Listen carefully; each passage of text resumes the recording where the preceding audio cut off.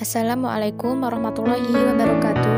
Perkenalkan, kami dari kelompok 3 SP21 yang terdiri dari 1. Alda Herlina Salsabila, 2. Novita Rahmani, 3. Anggreni Suryaning Ati, 4. Bila Desi Saputri, 5. Feni Andriani, 6. Jen Natania Kusuma, 7. Lestari Gita Saputri, 8. Lutfiani Nur Hidayati, 9. Sukanti Frentiana, 10. Verga Veronica, dan yang terakhir Viola Fitriani Pratiwi. Di sini kami akan membahas mengenai organ reproduksi wanita bagian eksternal dan internal beserta fungsinya. Alat reproduksi wanita berada di bagian panggul yang terdiri dari genitalia eksternal dan genitalia internal. Genitalia eksternal terdiri dari mons veneris, labia mayora, labia minora, klitoris, vulva, vestibulum, dan himen. Sedangkan genitalia internal terdiri dari vagina, uterus, tuba falopi, dan ovarium. Baiklah, marilah kita bahas teman-teman.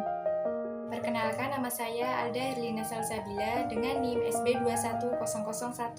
Di sini saya akan menjelaskan alat reproduksi wanita pada bagian mons veneris. Mons veneris atau mons pubis atau sering dikenal dengan sebutan gunung Venus adalah bagian yang sedikit menonjol dan bagian yang menutupi tulang kemaluan atau simfisis pubis.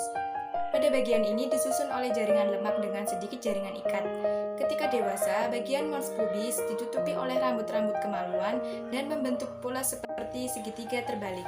Fungsi dari mons pubis adalah untuk melindungi alat genitalia dari masuknya kotoran dan untuk estetika.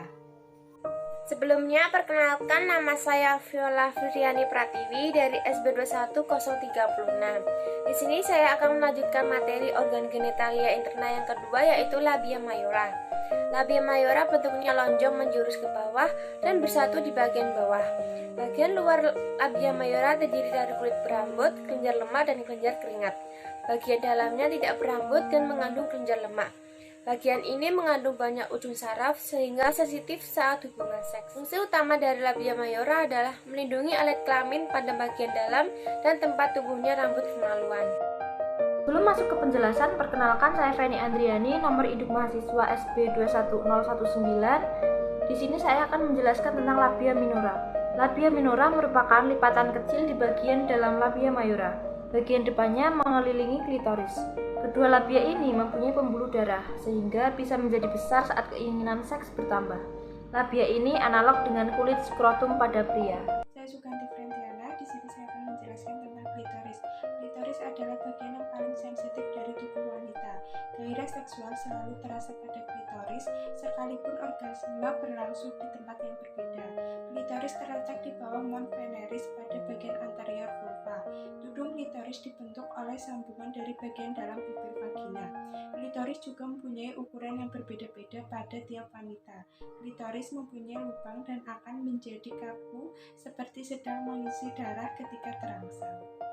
Perkenalkan, nama saya Novita Rahmani dengan NIM SB21004. Di sini saya akan menjelaskan organ reproduksi wanita bagian vulva. Bagian yang lonjong di sebelah dalam labia minora.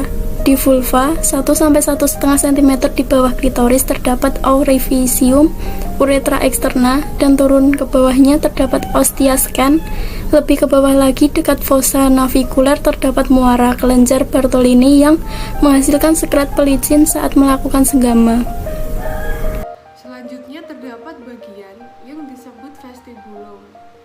Bagian kelamin ini dibatasi oleh kedua labia kanan dan kiri, serta bagian atas oleh klitoris, serta bagian belakang pertemuan labia minora.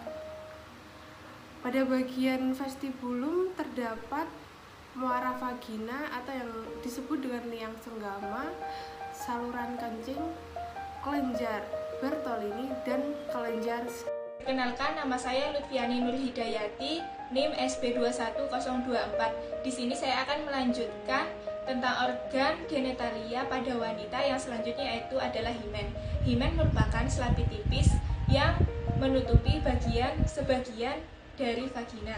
Umumnya, himen berlubang dan menjadi saluran aliran saat menstruasi dan juga saliran pada kelenjar rahim atau kelenjar endometrium.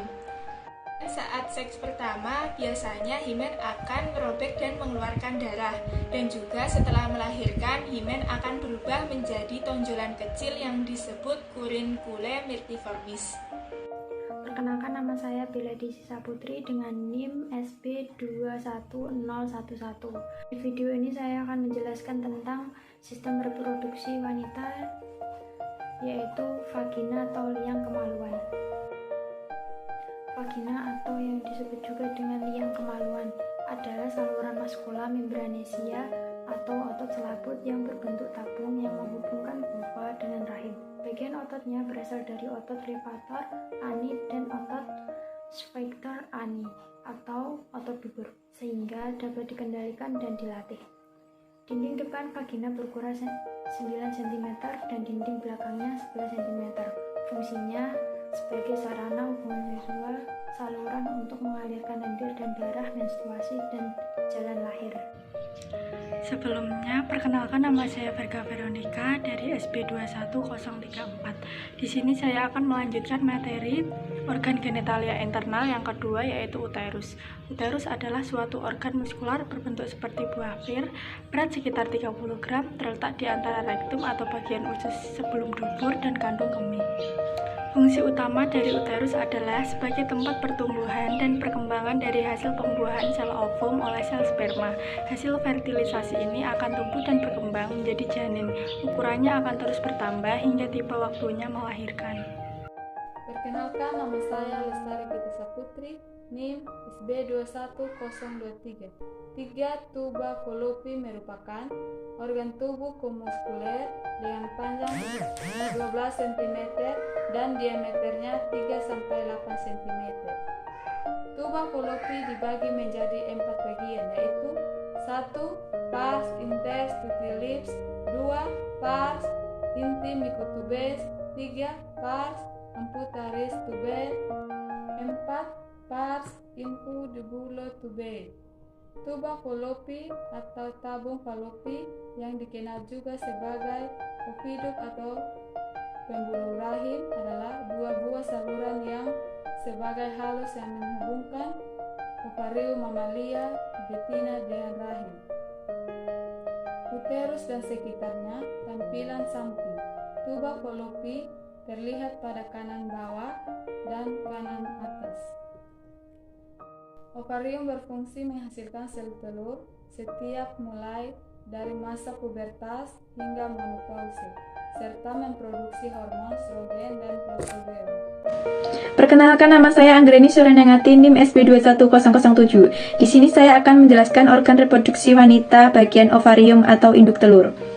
Ovarium atau induk telur memiliki fungsi sebagai kelenjar ganda karena memproduksi eksokrin dan endokrin. Ovarium menghasilkan sel telur dan memproduksi hormon estrogen dan progesteron. Hormon estrogen berfungsi merangsang pertumbuhan alat reproduksi dan kelenjar mamai, sedangkan progesteron berfungsi mempersiapkan lingkungan tempat janin akan tumbuh. Ovarium memiliki 3 lapisan utama, yaitu yang pertama, bagian permukaan, bagian terluar dari ovarium yang disusun oleh epitel germanial.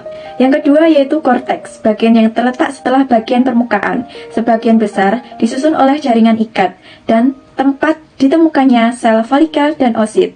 Yang ketiga yaitu medula, bagian terdalam dari ovarium yang disusun oleh jaringan nefra vaskuler. Terima kasih. Jalan-jalan bersama Mami, jangan lupa beli alpukat. Demikian penjelasan kami, semoga bisa bermanfaat. Wassalamualaikum warahmatullahi wabarakatuh.